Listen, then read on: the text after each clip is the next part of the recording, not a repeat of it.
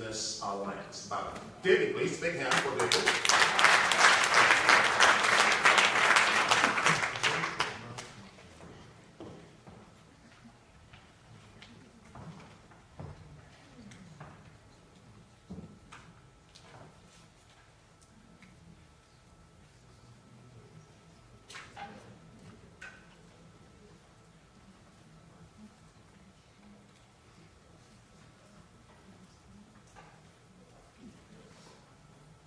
That's better.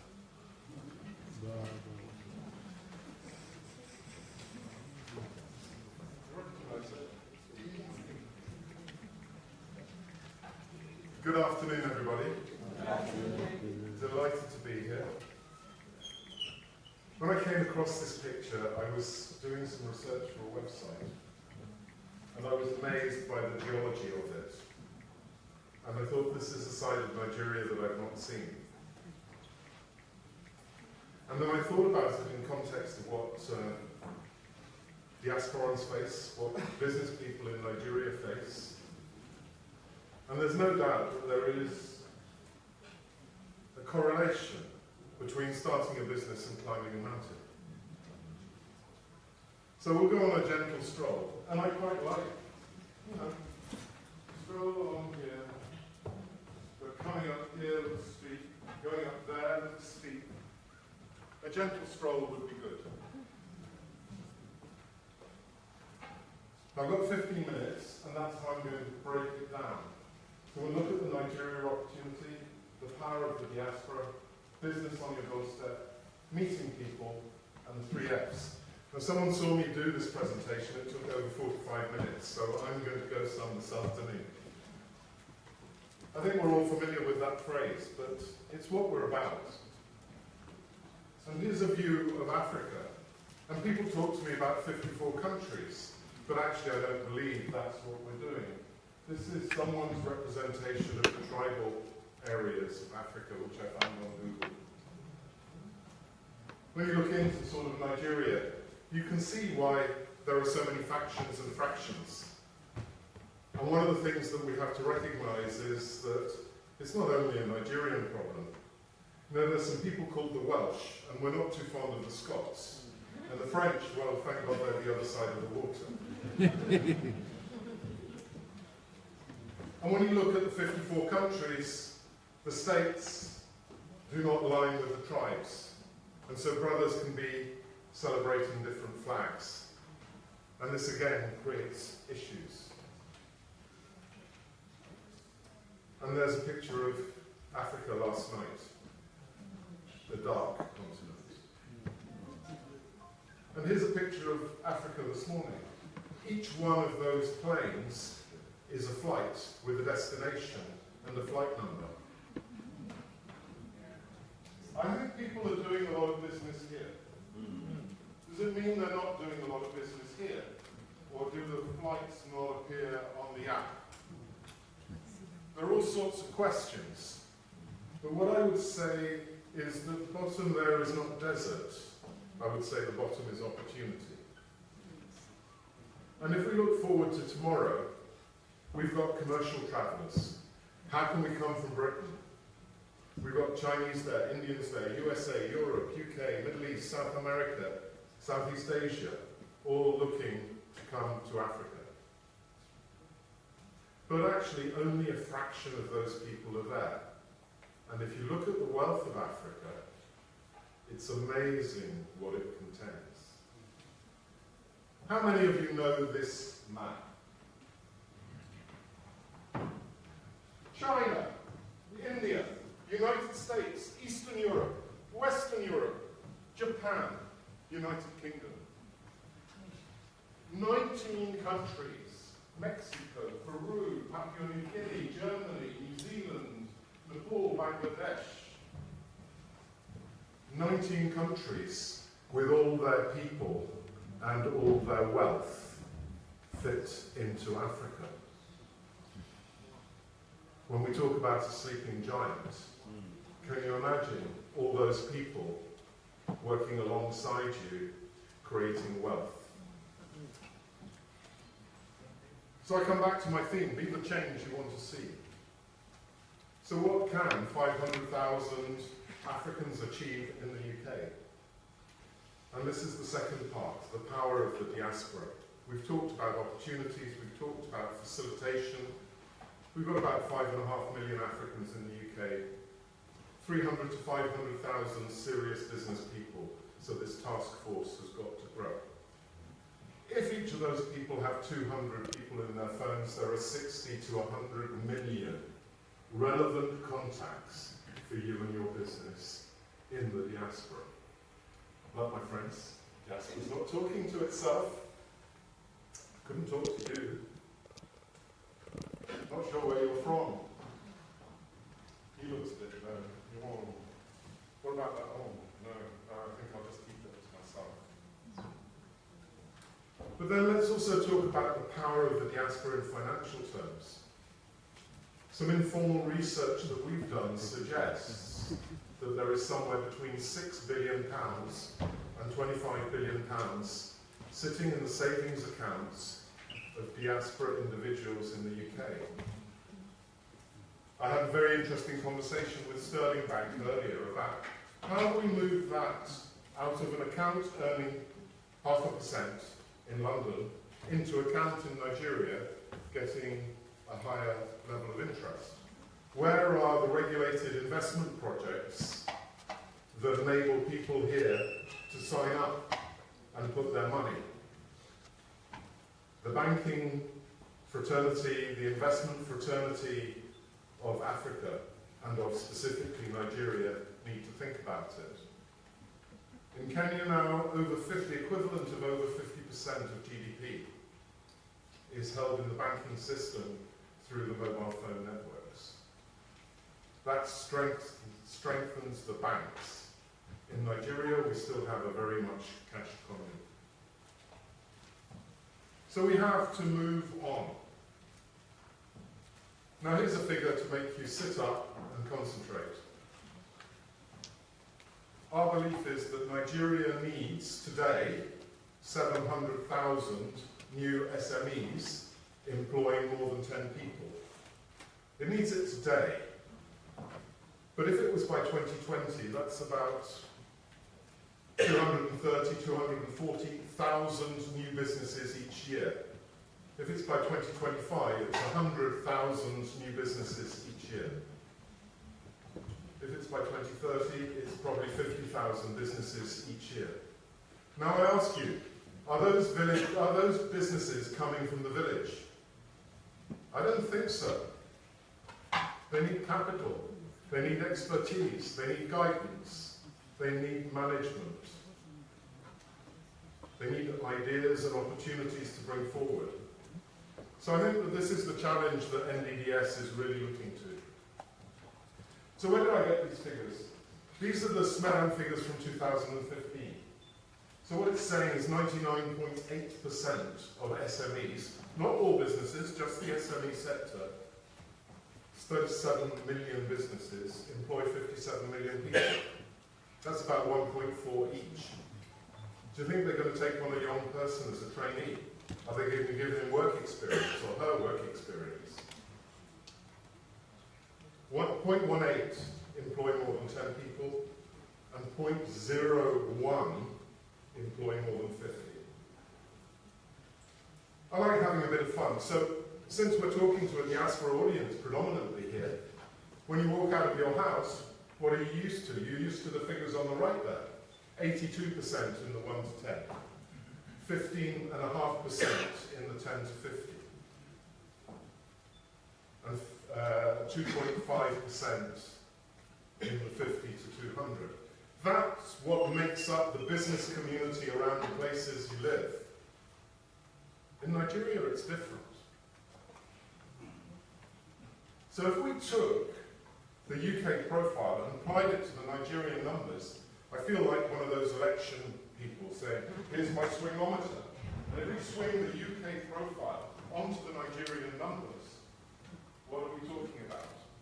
In 10 to 50, we're talking about growing the existing volume of business by 84 times. And in the 50 to 200, by 201 times. This is not 10% growth. This is massive, massive, massive growth. So I come to 700,000 by saying, that's not practical, it's not realistic, no one will listen to you. What is practical? If we did 10% and we went up to 1.8 from 0.18, and we went up to 0.1 from 0.01, we would talk about 700,000 new businesses, employing 13 million people. And if you say that 13 million people have dependents of 6 on average, you're talking 80 million people. So let's be the change we want to be. We don't all have to be millionaires. You can be a baker, you can employ 10 people, and you can make a very good living. You can be a cobbler, and you can make shoes. So much to do. Part of Nddis is the project sheets. You've been able to pick them upstairs at the deal room table. If you've got a project that you think could employ people, we want to work with you. And it is a working relationship. Introduce you to investors, to introduce investors to projects, and I've had some very interesting conversations the last couple of days. And what that will do is introduce you to the Nddis business pipeline. Now, I don't know about technology. It doesn't often work in Nigeria. Today we're finding it doesn't often work in the UK. Every one of you should have a copy of this. It's coming off a printer, and I hope you get it. 1 million fast-moving consumer goods, food manufacturing, Ibadan, cotton growing, northern Nigeria, 200,000, 65 million, float glass production, eastern states, 10 to 100 million integrated aquaculture, fish farms and vegetables, 12 million rice growing, these are all dollars, 2 million to 20 million automated cassava processing and farming, 1.6 million infrastructure development, 3 million financial inclusion, 5 million renewable energy, 11 million waste to power, 1.5 million share butter, 12 million cotton farming, and then down here, 25,000 plantain farming, Delta State. Anybody from Delta State here? Anybody looking to invest? What we'd like to do is introduce you to some of these projects so you can look at where you can apply your funds. You can look at where you can bring your expertise. Now, Bimbo talked about entrepreneurs packs. These are ready-made businesses that people can buy and take and set up and go. Housing, computers, detergent, ice, water processing, biofuel, schools, solar systems. I was hoping this guy would come today. He makes this machine in Birmingham. It's a hand-operated block-making machine. It will employ 20 people. It will make 10 to 15 houses a year. You can go up to 4 stories. The kit costs about $10,000. It saves about 30% on local building costs. And it's used in over 60 countries. Where's the church in the village coming from? Where's the clinic in the village coming from, if we're not taking this sort of technology and making it work? And this ice, half a ton of ice a day on 4 hours of electricity. It's not a lot of electricity. 2 hours in the morning, 2 hours in the evening. $30,000 a year is what it's worth in South Africa. Detergent manufacturing, 2,000 litres a day. What does a litre of detergent cost in Nigeria? How quickly will you make back the $5,000 that this kit will cost you? These are ready-made businesses waiting for people to say, ah, my sister could use that, my uncle could use that, my auntie could use that. And they are beginning to start the process of creating the 700,000 businesses. Listening to the DIT this morning about British companies wanting to go to Nigeria, very often they don't. it's a real investment of time and effort and management. But what they want is the sales that you guys can create. So we have things that we call market opportunities, where we're working with UK companies who want distributors. Fish farming and aquaponics, mass market anti-malarial. That's an interesting one. It's a company in Liverpool. They sell 100 million units of their product in Nigeria. They sell nothing in Cameroon, nothing in Côte d'Ivoire, and there are about 53 other countries where they sell nothing. So they're looking for distribution outside Nigeria, not particularly relevant for you. Teaching online building supplies, pesticides, water purification, refrigeration, poultry. This is a plasticated aluminium foil that goes inside a poultry shed. It reduces the temperature in Nairobi from 67 degrees to 26. The chickens grow faster. They eat less food, they drink less water. It's in Avonmouth. I can introduce you. I need to sell this in Nigeria. And then this year, when we talk about Nigeria, the biggest problem is jobs and the youth, and what are we going to do? And I was invited to Benin City in January to talk about entrepreneurship. And I'm thinking, well, we've got this project in Côte d'Ivoire where we're going to do 200 million on 10,000 houses. That's an impact investor. He wants to teach people how to build. We've got the building machine that I just showed you. And at the school I went to, the boys built the pavilion when the old wooden one fell down. The art master got together with the cricket master and they designed a proper pavilion. Why can't Nigerians build their vocational colleges?